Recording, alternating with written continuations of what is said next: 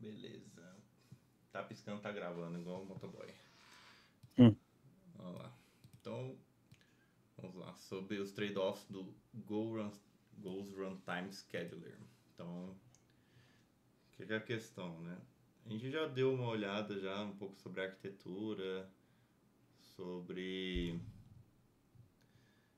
garbage collector, essas coisas, umas coisas mais complexas, né? Mas a gente nunca chegou a abordar o runtime, né?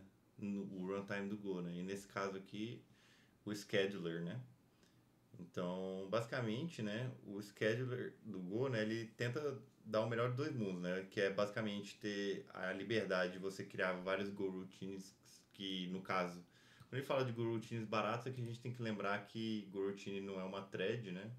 Então, você consegue fazer vários processamentos, tanto em concorrência quanto em paralelo, de uma forma eficiente, né? Então, usando poucas threads do sistema operacional. Só que isso também acaba trazendo, né, umas escolhas de projeto que criam os trade-offs, né? Então, a gente tem que pensar sempre em latência e throughput, né? O consumo de CPU e contra latência versus throughput, perdão, e o consumo de CPU versus economia de energia. Então, também a simplicidade de escrita concorrente contra as dificuldades de afinamento em workloads extremos, né? E basicamente o que isso quer dizer, né? Tipo, quando a gente vai fazer qualquer sistema com uma quantidade maior de requisições e de tempo de resposta, e dependendo da quantidade de processamento que vai ser feito nessas aplicações, né?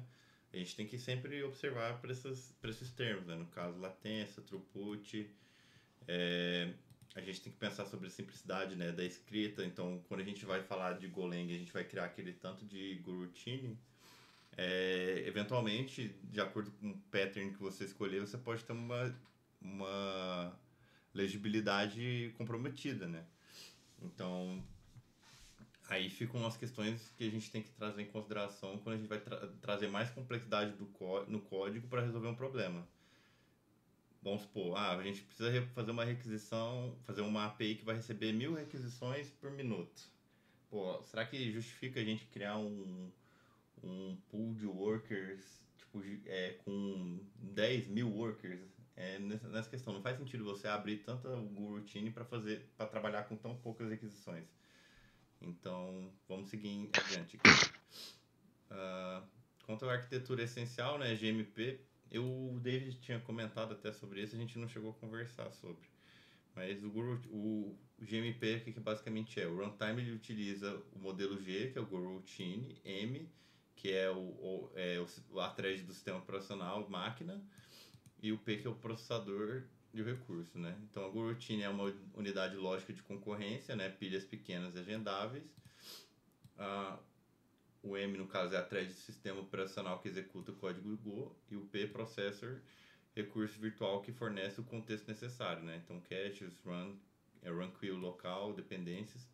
Então, para a thread executar uma goroutine, o número de P, de processadores, é Go max prox, por padrão, costuma ser o número de CPUs lógico. Então, Piotr já comentou sobre isso, inclusive, né? Que se você estiver usando, por exemplo, o Go para ser executado num navegador, ele vai ter um Go max prox de 1, diferente se você for executar num servidor, por exemplo, que tem 6 cores e mais threads, no caso, né? Sei lá, 6 cores e 12 threads. Então, que são, no caso, as threads que eu tô falando são os núcleos virtuais, tá? Então, por padrão, costuma ser o número de CPUs lógicos. Perfeito. Então, o mapeamento de uma thread, no caso do sistema operacional, precisa adquirir um processador para executar uma goroutine. Esse design é M, N, muitas vezes sobre algum M via P's. Ele ter feito desse jeito aqui, como é que fala? Abreviando, achei meio porco, né? Mas tá bom. Deixou menos Mas legível. a referência é assim mesmo, mano. Aham. Eu imagino mesmo. Até que sempre que você vai falar sobre isso, eles falam GMPs mesmo. Eu já li um artigo desse Esse jeito. fala do GM, desse jeito aí mesmo, é mais fácil. Entendi. Ô, Heitor, será que a gente pode voltar só um pouquinho só que não ficou uma coisa clara ali pra mim? Você falou sobre a questão de, tipo, usar o schedule, né, para poucas requests, por exemplo, né? Uhum. Não faz sentido no caso. Mas necessariamente a comparação de fazer ou não sentido é por quantidade de requests ou tipo assim, pela quantidade de coisa que tem que ser processada? O que eu quis dizer é mais ou menos, não é mais ou menos, o que eu quis dizer é que não justifica você, às vezes, criar uma solução é, em excesso, no caso, tipo assim, uma super solução para você resolver um problema pequeno, entendeu?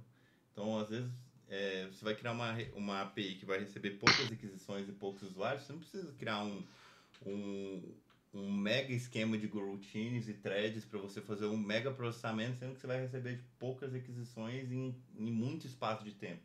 Então, a questão é essa.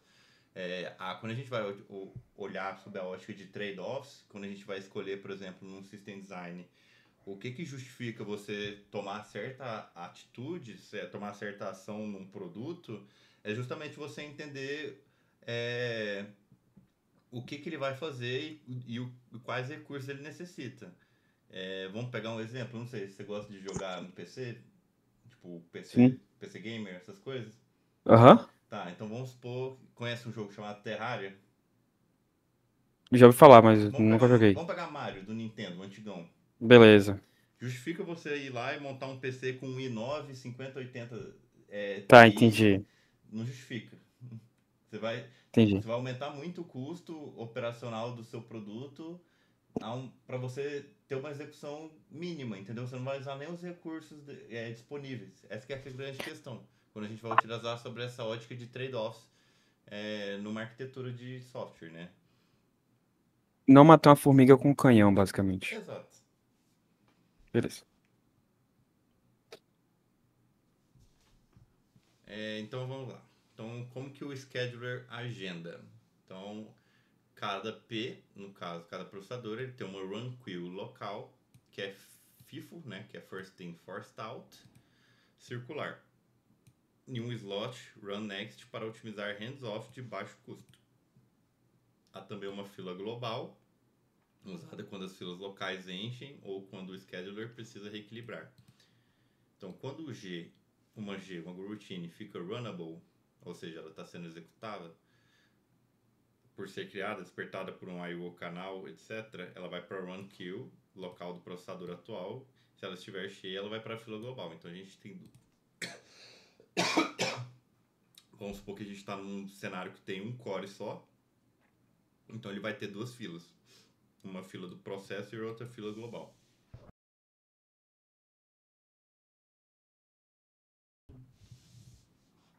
Agora.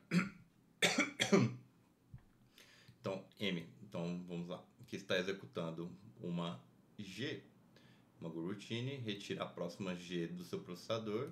Se não há routine, ele tenta roubar de outros processadores. Work stealing, que é ou entra em spinning park. Então, basicamente, isso aqui é um estado dentro da fila. Então, basicamente, se a gente tiver, vamos pegar agora um cenário de dois cores. Acho que é mais fácil eu dar uma desenhada aqui.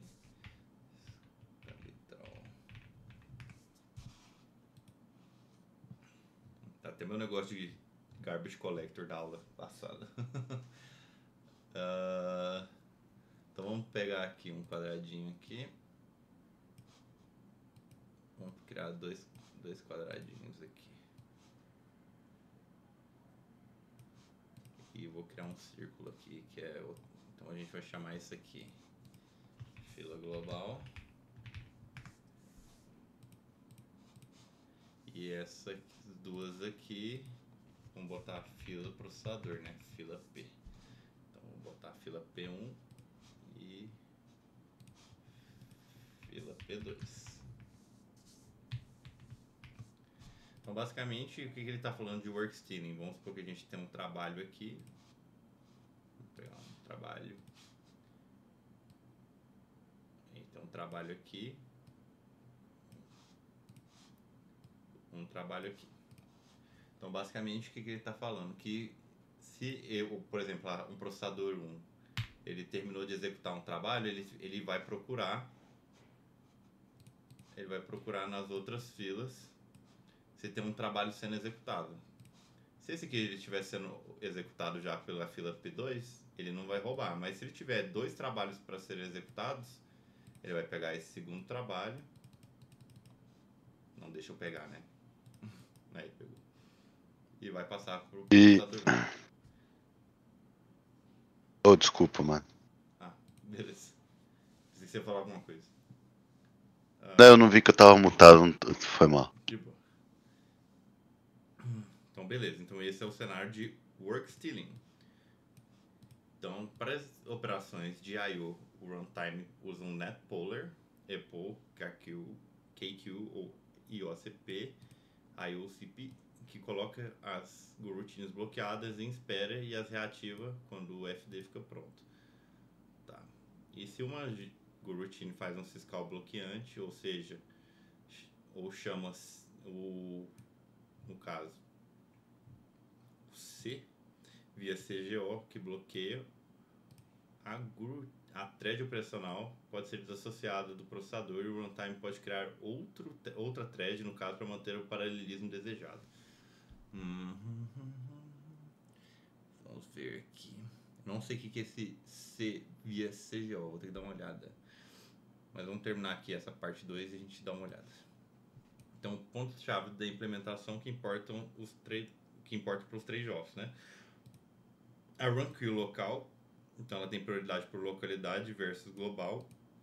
Então ela favorece o cache local e baixa latência, mas exige stealing quando desequilibrado.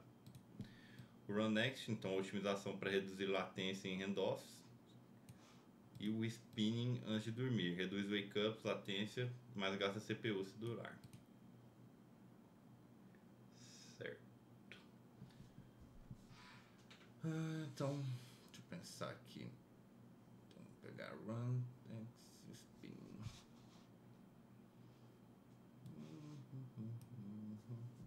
Deixa eu ver se tem alguma representação desse tema aqui.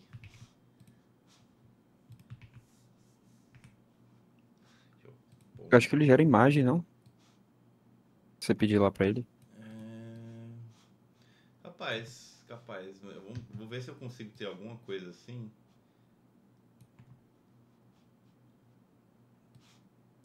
Vamos botar esses 3 tópicos aqui. É o spinning global, run next. Vamos começar por esse aqui, eu acho que é melhor. Run queue local versus global next. Vamos ver se tem alguma coisa aqui. Então,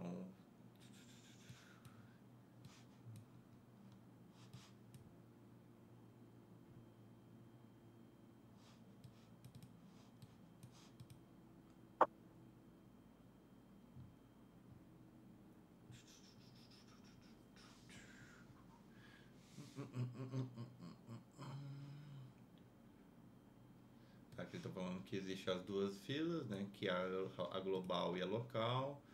Cada P é dado na fila local que organiza as routines que foram designadas para ser executadas no contexto de um processador. Então, dadas essas routines, elas têm rodadas para elas terem um contexto alterado para cada thread que será determinado para um processador. Então, enquanto as globais que não foram associadas a um processador ainda. Então, existe um processo para mover as routines da global para o local que vamos falar depois. Então, isso significa que as filas globais que não foram associadas à execução ainda, a fila local para as routines que foram associadas a um processador e que já estão rodando, né, no caso.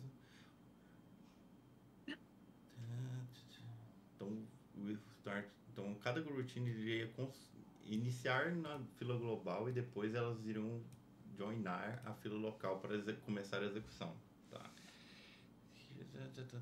Remove it from routine has no more routines.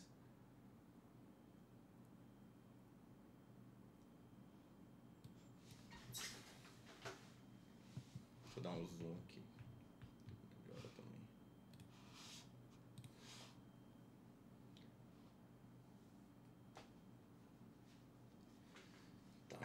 significa que o processador vai priorizar as coroutines que já estão rodando na própria local, depois para os processadores locais, depois para a fila global. Então esse é o cenário inicial. Então o P está rodando uma coroutine que já está no próprio local, depois vai procurar outras locais também dentro do processador, e por fim vai para as filas globais e depois para o network polling. Ok, então são 4 steps, né? Então ele roda o que está dentro dele, depois no processador ao lado, e depois ele vai para a fila global, e depois ele vai para a busca na rede, né? Então existe uma pequena chance de que a coroutine rode de uma fila global imediatamente.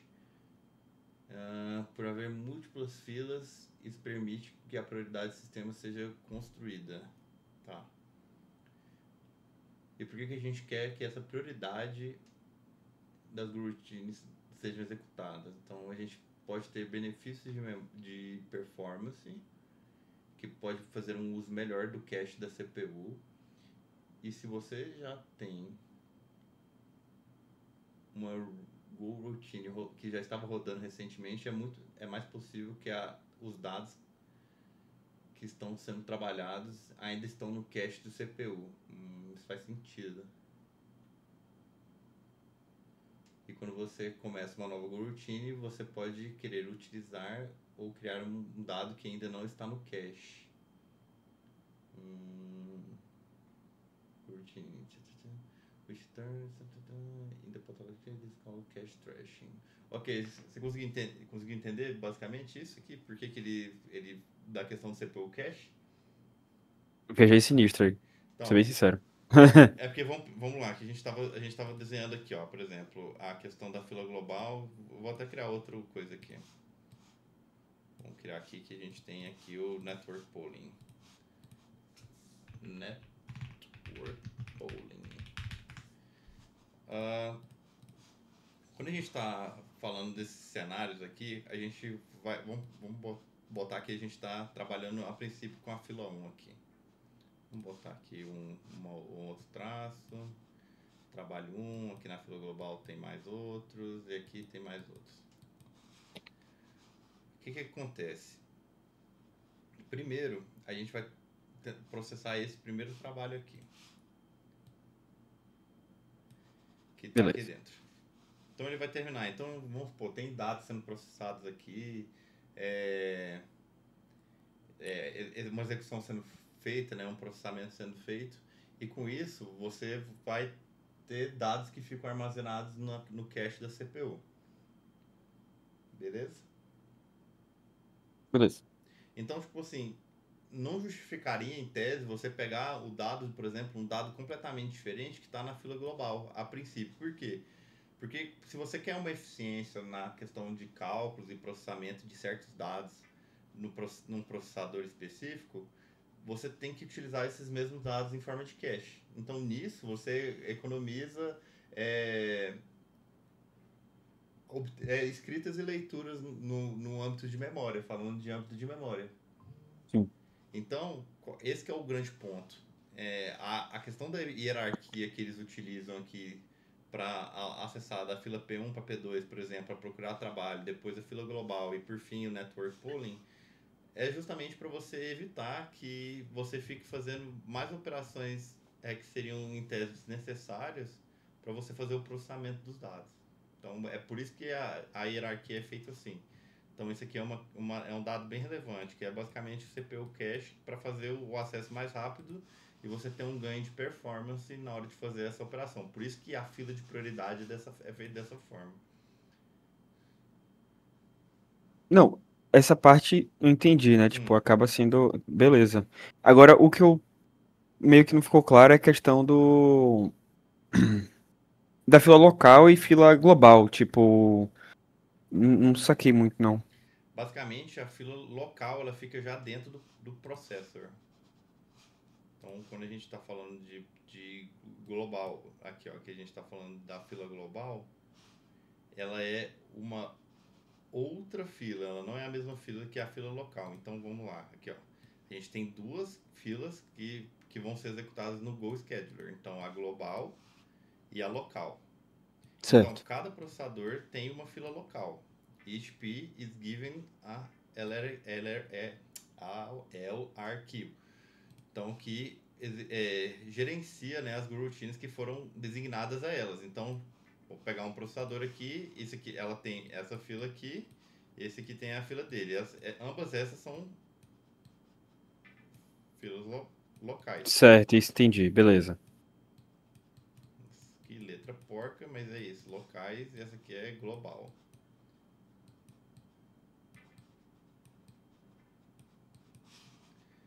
Perfeito? Então, cada processador tem fila local. Então, quando a gente fala de P, processor, quando fala, é basicamente que ele tem a fila local. Então, esse é um cenário, esse é um cenário. Os dois aqui, fila P1 e P2, têm filas locais.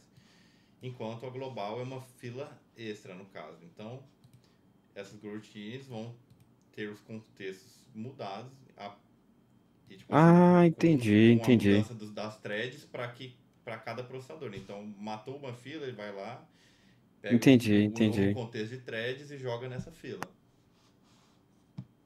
Entendi. Fez sentido.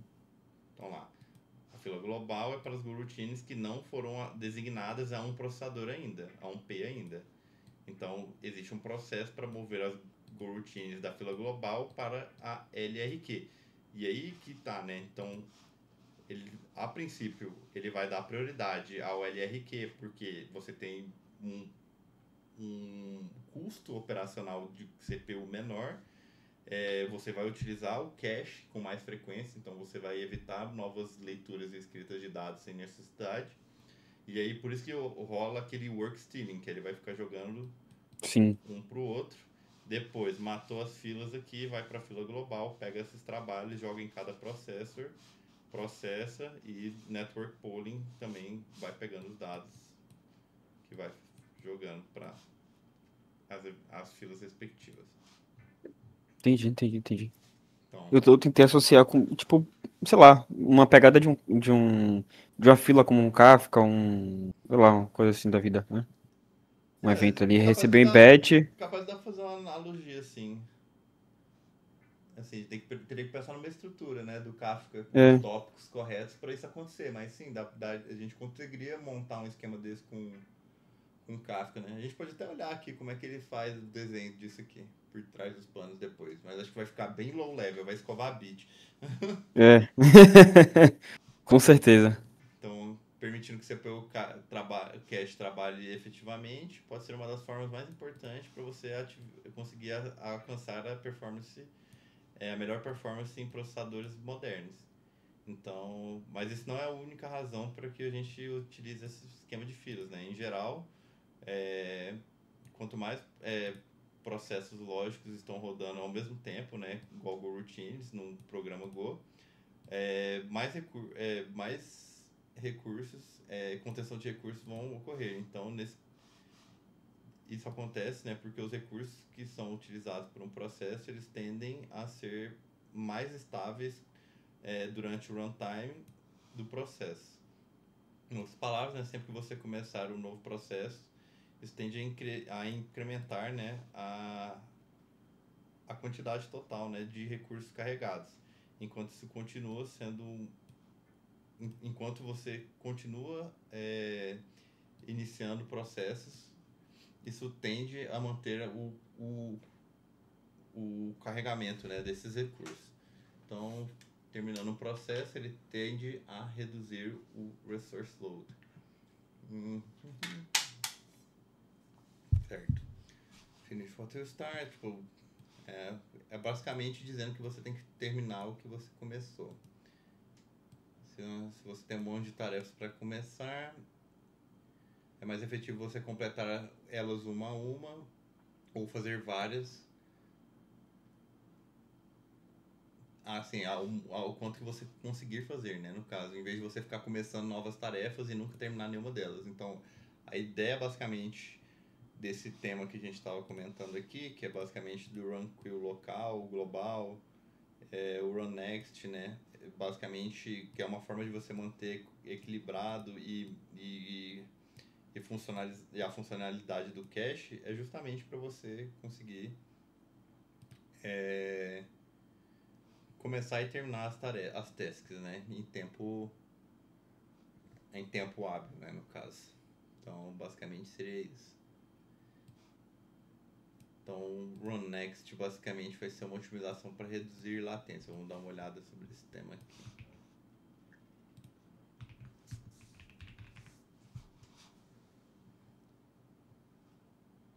Tá no chat GPT mesmo que ele vem. Mais fácil.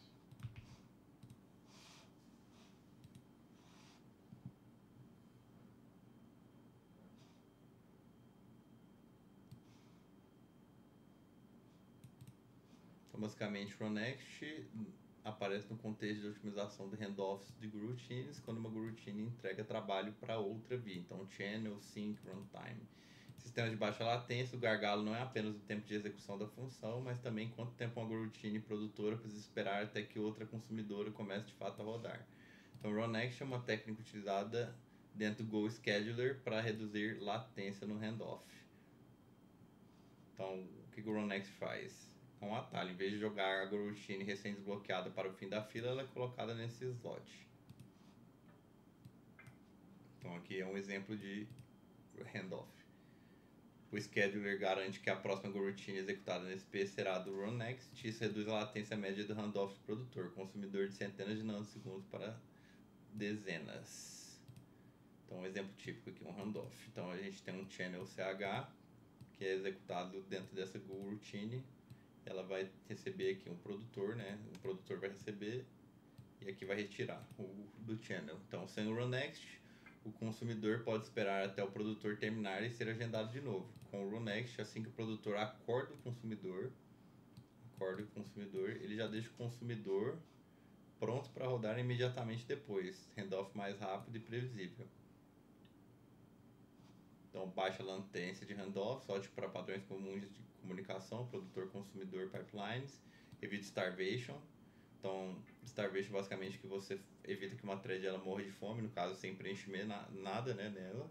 Nem sempre usado, né? Então, se muitas goroutines acordarem ao mesmo tempo, só uma ganha o Runnext e as demais vão para a fila normal.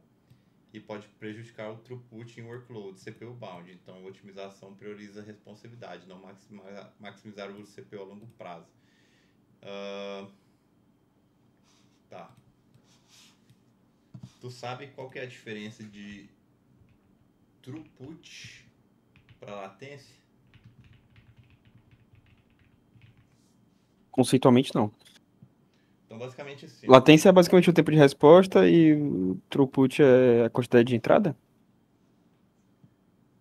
Então, assim, ó, vamos lá, né? A princípio, né? Throughput e latência é justamente nessa lógica, né? Que são métricas de performance, né?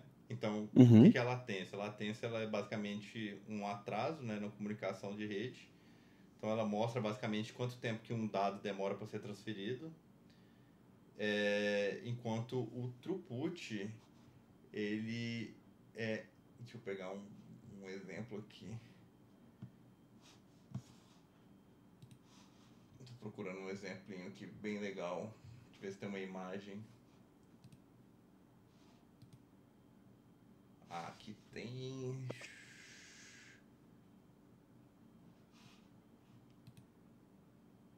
Esse aqui tá bem legal. Vou pegar aqui.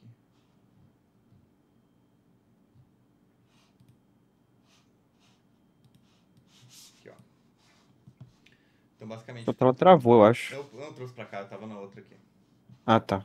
É que eu tava procurando a imagem aqui, pra ficar legal. Então, aqui, ó. A latência, basicamente, é o tempo que é consumido para você fazer a transferência de um pacote, né?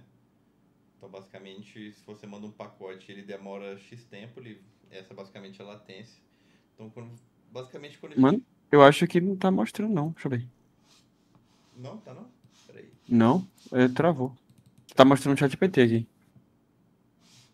Ou pra mim bugou, não sei. Vê agora. Aí, agora foi. Perfeito. Então, basicamente, a latência é para você definir quanto tempo que é gasto para você transferir um pacote, enquanto o throughput é o número de pacotes que você consegue enviar num determinado tempo, aqui no caso, 1 segundo. Então, o que é o throughput? Basicamente, fala assim, ó, pega uma métrica de tempo, Então, nesse caso, um segundo, fala assim, quanto de dados que você consegue enviar e retornar nesse tempo? Isso é o throughput. Enquanto a latência, basicamente, é só o tempo de um único pacote. Boa. Esse é o conceito assim, no Java não. Isso é importante, ainda mais quando, com essa questão de fazer entrevista de System Design, isso é bem relevante. Boa. Tá. Então, vamos pegar aqui, por exemplo, ó. Throughput, né? O número de tarefas completadas num período de tempo, enquanto latência é o tempo que determina para fazer uma única tarefa. A forma de mensurar isso, né? Normalmente é medida, né? Em operações por segundo ou transactions por segundo. Normalmente eles vão falar em transactions por segundo, quando você vai falar sobre esse tema. Enquanto a latência é medida por tempo de unidade, né? Então, milissegundos. Você já deve ter, se você a gente tinha comentado que você gosta de videogame, né? Se você jogou qualquer jogo que joga online, você vai lá ver que a latência tem lá, sei lá, 50 ms. Isso. É basicamente o tempo que um pacote está chegando para sendo processado no servidor. Então, por isso que quando você mora muito distante do servidor, ela demora mais tempo para ser processada pelo servidor. Ela demora mais tempo fisicamente para chegar no servidor em questão e ser processada. Então, às vezes, vamos supor que você está jogando um jogo de tiro na Europa, por exemplo. E o jogo não tem nenhuma característica de tentar sincronizar os jogadores. Pode acontecer o fato de você dar um tiro num cara que ele está num lugar específico e você errar o tiro.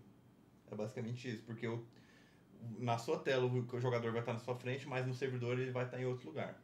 Seria mais ou menos isso. Eu sei muito bem disso aí. Eu moro aqui pra jogar CS, porra. Basicamente. Então aqui, ó. Então qual que é a grande questão? Por que esse é um trade-off? Porque ela é inversamente, o throughput é inversamente relacionado à latência. Então, quanto maior o throughput, normalmente quer dizer que você tem uma latência menor. Por quê? Porque lembra que a gente está falando quanto tempo demora para uma task ser completada? Sim. Então, se a task demora muito pouco para ser completada, você consegue mandar mais pacotes para serem processados num tempo menor. Esse é o grande ponto. Então, se você quer um sistema que ele seja altamente disponível, você quer que ele tenha um throughput alto e uma latência baixa. Sim. Então, esse é um trade-off muito importante e muito relevante. E aqui a gente pode dizer que ele é inversamente relacionado ao throughput. Então, o lower latency often corresponds to a higher throughput. Então, a rede, né, com alto throughput pode transferir grandes quantidades de dados rapidamente. Enquanto num cenário de baixa latência, né, é igual em jogo, né, que a gente estava comentando, eu nem tinha lido. Quer dizer, mínimo delay entre o input do usuário, né, do jogador, e a ação na tela. Justamente o fato que eu nem tinha lido isso aqui. De acontecer na tela, né? Você dá o tiro e acertar o cara, efetivamente, né? Ou morrer atrás da parede, um clássico também de jogos de FPS. Então, o impacto no sistema, né? Então, reflete a capacidade do sistema conseguir gerenciar, né? Manusear uma grande quantidade de tarefas simultaneamente. E aqui reflete na responsividade e na percepção de velocidade de um usuário. Então, quando você tem uma latência baixa, por exemplo, numa resposta de API, por exemplo, você clica para abrir uma página e ela abre praticamente instantaneamente, a gente quer dizer que esse servidor onde você está requisitando essa página tem uma latência baixa. Então, essa é a grande questão. Então, vamos voltar para aqui. Então, a gente estava falando... Tá. New spinning antes de dormir. Reduz o wake up. Aí, falando já em latência de novo. Mas gasta CPU se durar. Vamos lá, então. Caramba, ainda bem que eu só falei pra ti que ia fazer só uma pergunta. Você tá doido, hein? É 8h15. Tá, principais trade-offs detalhados. Baixa sobrecarga das coroutines versus custo do escalonador. Então, Pro. Criar milhares de coroutines é barato. Pilhas pequenas e alocação rápida. Lembrando que coroutines, por que isso aqui é pilha pequena e alocação rápida? Porque você consegue colocar milhares de coroutines dentro de uma única thread, né? Uhum, sim. Enquanto o contra, né, no caso, o scheduler precisa gerenciar todas elas, né? No caso, as filas, wake-ups, stealing, isso usa CPU, né, cuja sincronização em escala extrema. Então, milhões de routines e overhead de gerenciamento de memória, pilhas que crescem vira gargalo. Quando isso pesa, workloads com enorme taxa de criação e destruição de routines, com tarefas de pequena vida, podem sofrer overhead significativo, né? Então, padrões com pooling são geralmente melhores. Tá.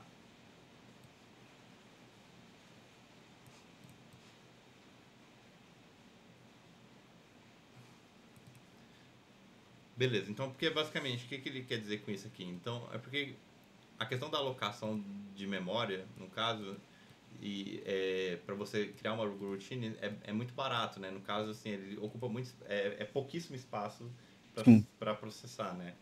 Só que o fato, isso leva em consideração que você está criando uma, duas. Agora quando você vai criar milhares, então você começa a ter custos de hardware, né? No caso, que é basicamente os custos do CPU. Então as filas, wake-ups, stealing, que é basicamente aqui, voltando àquele negócio que a gente estava desenhando no início. Isso aqui, para ser gerenciado, todo esse esquema aqui, ele tem um custo na CPU. Então,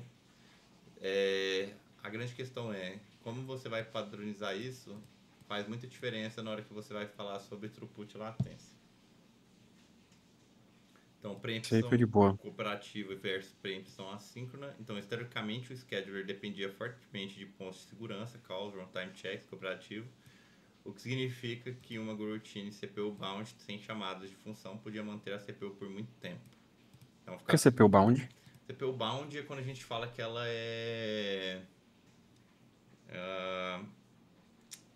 qual que é a palavra em português, cara?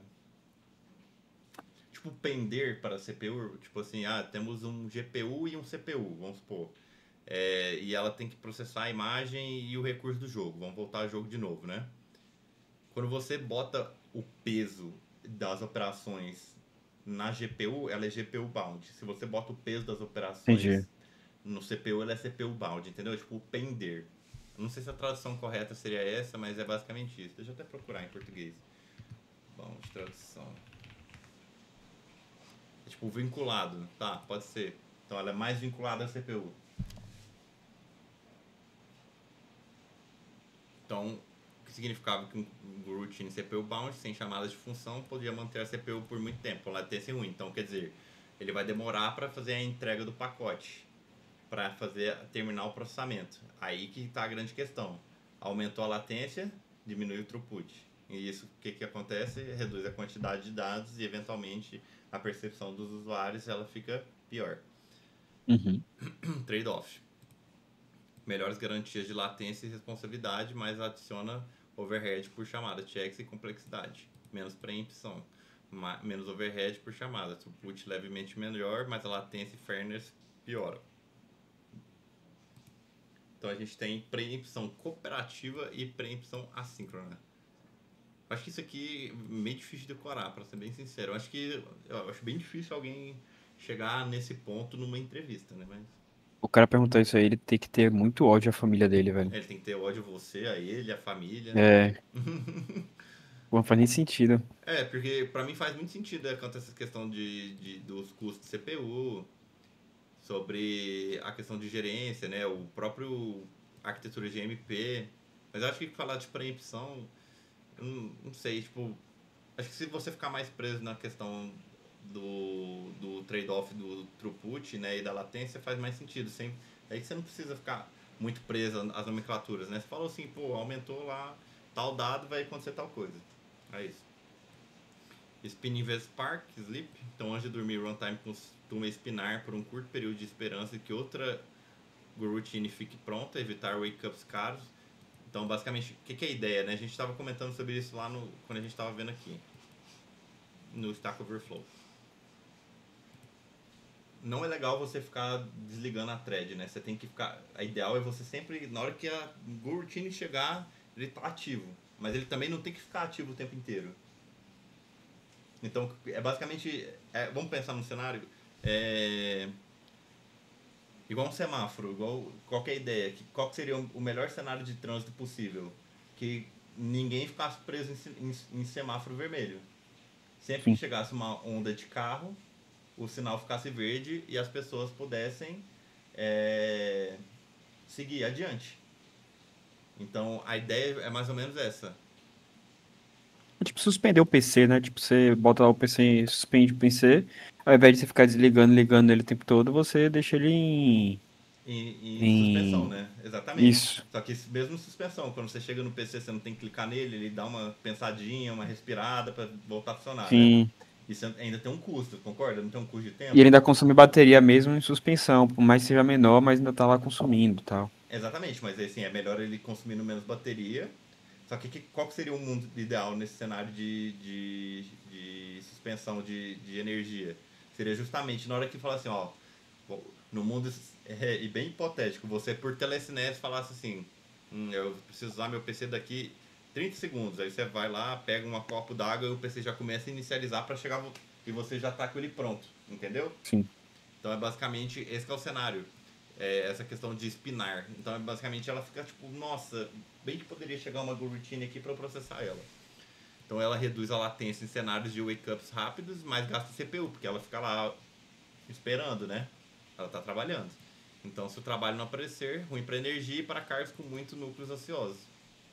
Trade-off, né? Escolher política de spinning é equilibrar latência, né? Responsabilidade versus desperdício de CPU. Bem isso, né? Ela tá trabalhando e esperando, mas em compensação você não tem que ter um timing para ela processar alguma coisa. Esse é o grande Sim. ponto. Local run queues versus work stealing, né? Localidade versus balanceamento. Local queues melhoram localidade e reduzem contenção, melhor throughput. Mas quando a carga não é balanceada, é preciso roubar trabalho. Então isso custa sincronização e move trabalho entre caches, degradando throughput. Bem no que a gente estava comentando, né? Então, como os trabalhos já estão mais perto, por assim dizer, então elas conseguem melhorar a contenção, ou seja, fica rodando em tempo real, né? Fazendo processamento, e com isso ela consegue processar mais dados, então entra mais dados, sai mais dados. Isso é o melhor throughput. Agora, quanto à carga não é balanceada, é preciso roubar trabalho, que é justamente aquele cenário do P1 roubando o P2 de trabalho. Então, isso custa sincronização e move trabalho entre caches, né? Então, isso degrada o throughput. Então, o que isso quer dizer? Que ele demora um tempo maior para entregar a mesma quantidade de dados. Sim. Então, favorecer locality para throughput típico versus aceitar overhead de stealing para balanceamento de picos.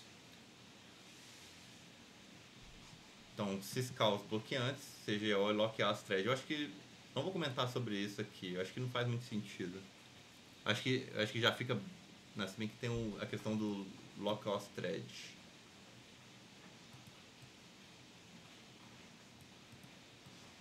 Um ponto aí. Pra mim é um grandíssimo problema que eu nunca parei pra estudar o Garbage Collector e sempre quando tem a aula, algo voltado pra Garbage Collector, eu nunca tô. Acho que eu subi a aula de Garbage Collector. Você gravou e subiu? Eu acho que eu Boa, subi, acho que tá lá no YouTube. Vou vou dar uma ver. olhada. É incrível, toda vez que. Eu só faltei 2 vezes desde que começou, desde que eu entrei, né? E as 2 vezes que eu faltei foi de Garbage Collector. É um tema muito importante. E eu acho que Isso. a chance dos caras te cobrar mais sobre Garbage Collector do que basicamente tipo, todos esses trade-offs é porque assim, igual a gente chega a ler aqui, a gente vai ver que muito é sobre as garantias de latência e de throughput. Tudo aqui acaba sendo isso. Você pode ver aqui, ó. Latência, throughput. Né? Cadê? Workloads é norm tard, aí isso aqui, beleza. Aqui ele não falou exatamente sobre throughput e latência, mas isso aqui vai afetar throughput e latência do mesmo jeito. Pra pensar, a programação toda é voltada pra throughput e latência, né? Se a gente for falar de sistema, sim, tipo um sistema. Acaba sendo. De toda forma, acaba sendo, né? É um input output, né? Entrada e saída. Só que aí eficientizar esse processo para você usar o mínimo de energia possível, o menos tempo possível, a máxima quantidade de dados possível e máxima velocidade possível, é isso. É basicamente isso aí. Então, pilhas dinâmicas, né? Que é economia de memória versus cuja alocação. Então, trade-off, economia de memória versus custo de cópia em picos de uso de stack. Interação com o Garbage Collector, né? Então, Scheduler e GC estão integrados.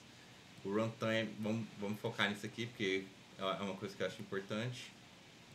Scheduler e Garbage Collector estão integrados. O runtime coordena threads para marcar e varrer. E as routines podem ser pré-emptadas para atingir safe points de Garbage Collector. Garbage Collector concorrente reduz pausas, mas exige que o scheduler garanta pontos de segurança, sincronização e cooperação. Isso aumenta a complexidade em overhead contínuo. Então, menor latência de Garbage Collector versus overhead e runtime e complexidade de coordenação. Cara, de forma bem resumida, porque senão aí depois eu vou te passar a aula lá para você ver. O que é o Garbage Collector? É basicamente, quando a gente está falando de linguagem de programação que elas têm Garbage Collector, elas têm um espaço na memória que a gente chama de heap, que os objetos, né, variáveis, no caso, elas ficam armazenadas lá. Quando você está fazendo algum tipo de operação. Então, vamos supor, você cria uma função e nessa função você vai fazer uma soma. Esses dados que vão ser utilizados e a própria criação da função, elas ficam armazenadas na heap. E esses dados, eles ocupam, obviamente, um espaço na memória.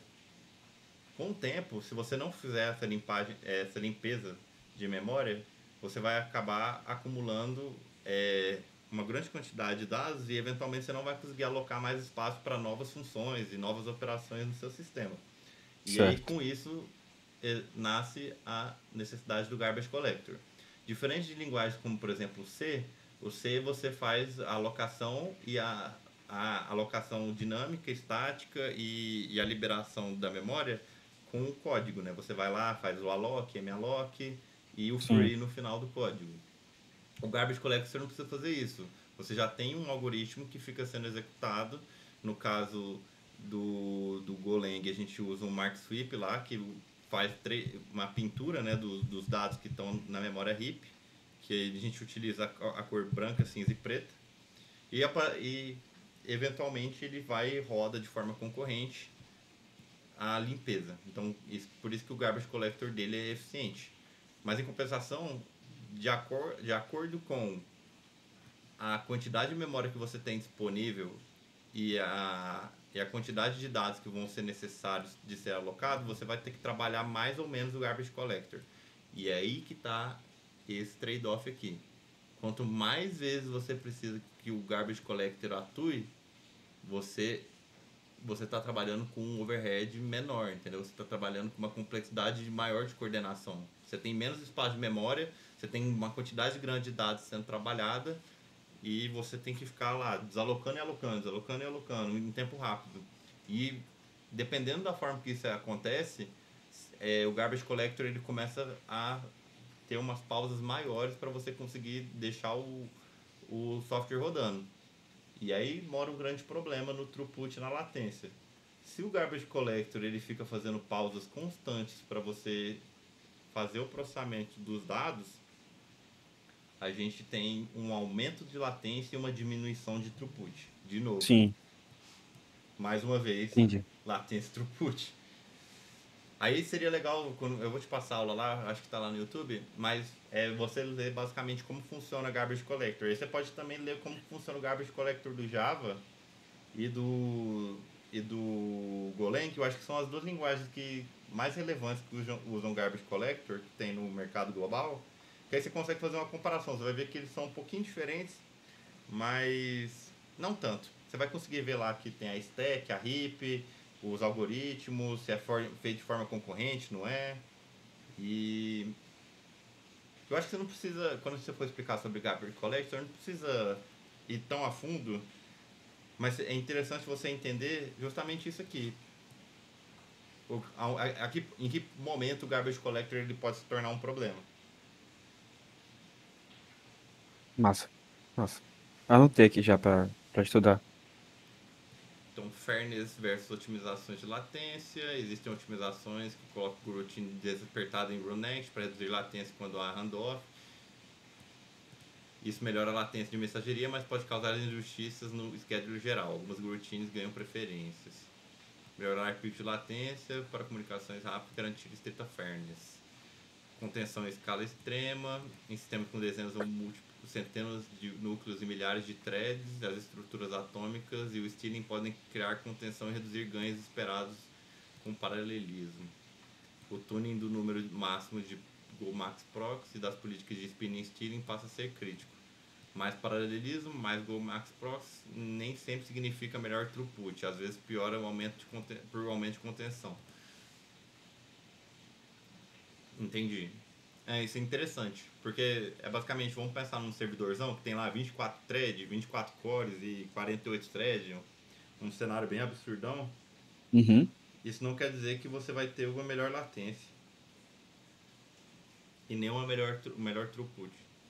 Justamente por conta disso, porque se você ficar fazendo todo esse esquema aqui de spinning, stealing, tipo, sem fazer um tuning real, né, sem tomar cuidado, isso pode começar a ficar atrapalhando a continuidade, né? Quando a gente tava... Tinha até o termo que o cara utilizou lá de contenção, que é o fluxo rodando, né? Você não quer que a linha de trem pare, você quer que ele fique sempre rodando. Fica, entre aspas, mais longe, né? Tipo, eu não sei como explicar isso. Eu tive a aula lá quando você pensa em né, processador, RAM, etc. Tem uns tipos de cache, porra, agora lembrar da aula vai ser foda na faculdade. Mas quanto mais longe tá o dado, mais demorado é dele chegar, né? Então, Você quanto pode maior o pensar assim, você servidor, está falando sobre cache, por exemplo, e e uma sim, memória armazenada num HD, por exemplo, né? sim, É, também. quer pegar um exemplo? Vamos pegar assim, a gente tem o cache do CPU, que a gente tem acho que se não me engano é o L3 cache que chama, é uma memória que está dentro do CPU.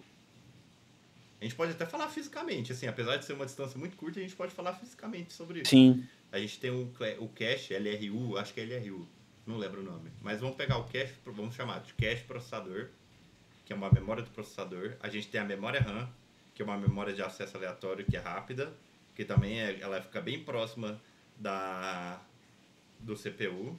E a gente tem o HD, ou SSD. São memórias que ficam armazenadas mesmo sem energia, né? Quando a gente fala dessas três, a leitura e a escrita mais rápida, obviamente, está no processador, que é tipo assim, é um transistor um do lado do outro.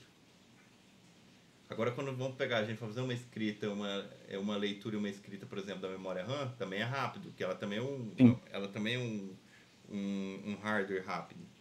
E por fim tem o HD, que também tem uma leitura e escrita, o SSD. Que aí, tipo, a gente consegue definir nessa hierarquia três distâncias, né, diferentes para você fazer esse armazenamento de dados. E aí que mora a grande questão, voltando de novo aqui sobre o cache. Esse trabalho e os dados dele não tá mais perto aqui, dele mesmo? Sim, sim, entendi. Esse aqui não tá mais perto, as filas locais não tá mais perto, a P2 da P1, P1, P2? A fila Do global que a fila da global ou P2 da e network das pooling. networks, Sim. exatamente. Então, por isso que ele tem que dar prioridade ao cache e os dados locais, depois partir para as outras hierarquias. Tipo uma cebola, né? Tipo, mais perto que tá dentro, vai ter uns anéis de fora. Sei Exato. lá. Esse é o grande ponto. E por fim a gente termina a aula de hoje. É basicamente isso, cara. É tudo sobre latência e throughput no fim das contas. É isso, é o que basicamente guia a programação no geral. É. Aqui a gente Processar a tem. maior quantidade de coisa em menor tempo. Aqui até tem aqui um resumido, ó, principais trade-offs resumidos, ó, escalabilidade routines vezes overhead scheduler, preempção latência versus overhead por chamada, spinning menos wake-ups versus consumo de CPU, localidade throughput versus balanceamento, work stealing, simplicidade de usar routines para tudo versus problemas com syscalls, locals thread. Isso aqui a gente não pontuou, mas acho que é porque fica bem maçante, mas a gente pode ver na Hum. próxima aula. Economia de memória por pilhas pequenas versus custo de espaço por cópia e scheduler mais garbage collector, menos pausas, mais complexidade, overhead constante. E é isso. Deixa eu parar Boa, de boa gravar demais. aqui.